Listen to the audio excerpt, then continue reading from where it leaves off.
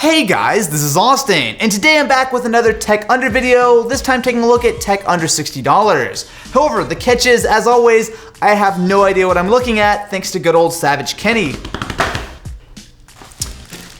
The Klipsch K6i reference headphones. Oh wait, what is this? A Lightning audio amp? It's 60.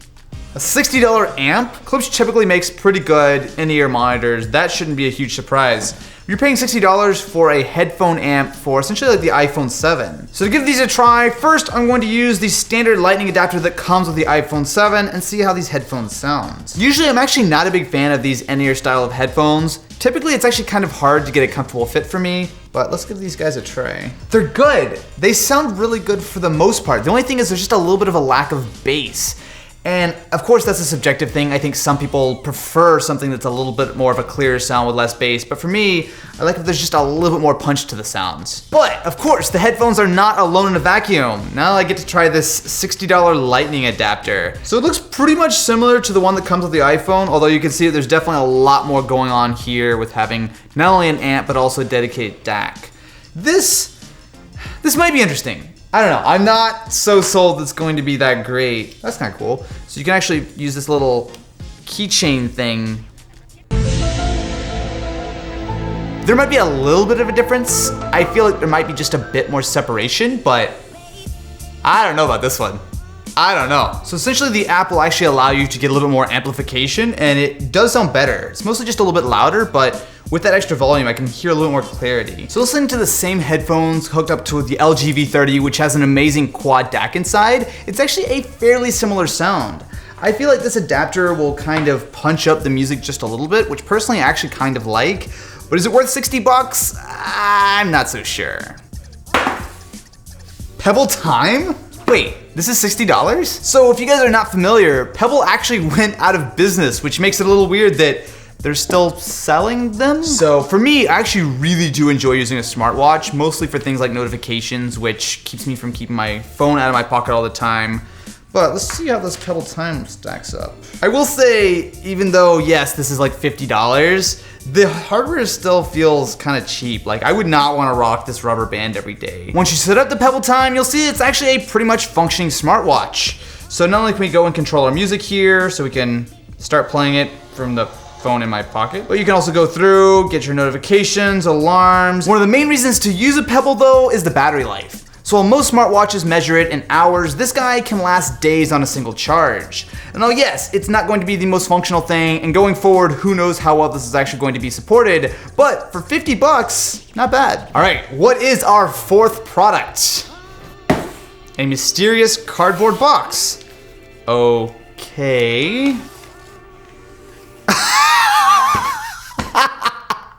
A USB pet rock. Important, open box carefully.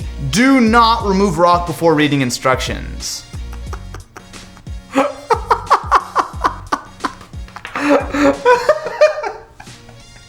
It's literally a rock with a hole cut into it and a USB cable. Ken, how much did this cost?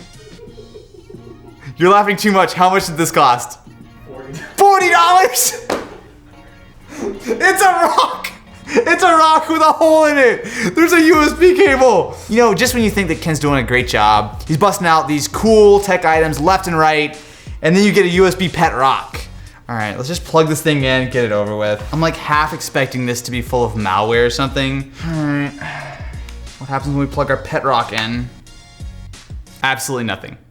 Absolutely nothing happens. At least we can make sure that our USB pet rock feels like he's part of the 21st century and connected to all of the other devices in our lives. Yeah. What is this? A 50mm 1.8 lens? Oh, actually something that's not terrible. After the rock, I was expecting Garbage Town. $50. $50. All right. Wow, this is identical looking to the Canon 50 1.8. So if you guys have ever really gotten into DSLRs, you'll know that usually the first lens you get is a 50mm lens. Not only does it give you a kind of interesting look, but it's also really cheap. However, 50 bucks is, that's pretty cheap. This is like laughably lightweight.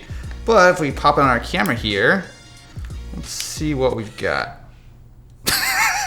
Did you hear that noise? Okay, let's do this. It's actually not that bad looking. Let's see here. Let's take a picture of our super cool pet rock. Dude, this is actually pretty decent. So I know that the Canon version, the one that they're knocking off here, is usually around $100 or so. So to get what looks to be pretty similar for 50 bucks is not bad at all. What you're looking at right now is actually a camera using a much more expensive 50mm lens. So if we put the $50 option on, this is what things look like. Now I can't really tell from all the way over here, but it actually probably isn't that far off. Ken, what do you think? Pretty good. Pretty good. All right. So that mean we get to save a bunch of money on lenses now? No. We have officially got a pet rock in this video, and now we've downgraded our camera equipment. What else could you ask for? Before we get to the final product of the video, you guys may remember that a few weeks ago, we did a video on the LG Ultra Wide Festival, who are awesome enough to sponsor this video.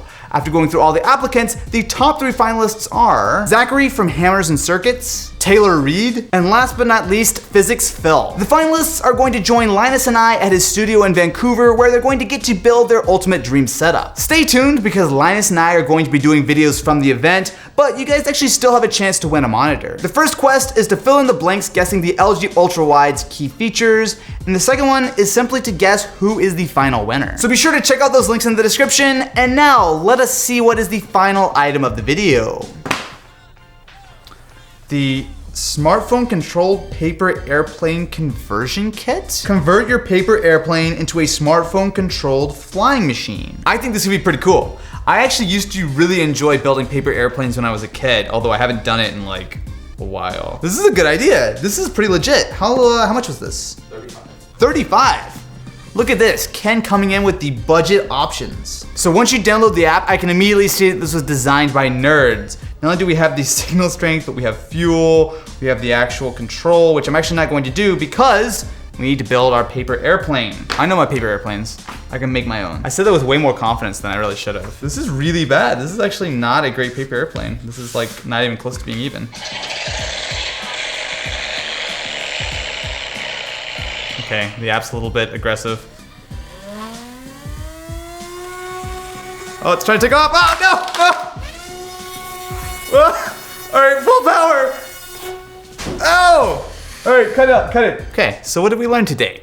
We learned that when the paper airplane comes with specific instructions on how to build the plane, you should probably listen to these. So, what do you guys think about Ken's picks for this video? Let us know in the comments below, and as always, the links to all this stuff will be in the description of the video. Anyway guys, thank you so much for watching, and I will catch you in the next one.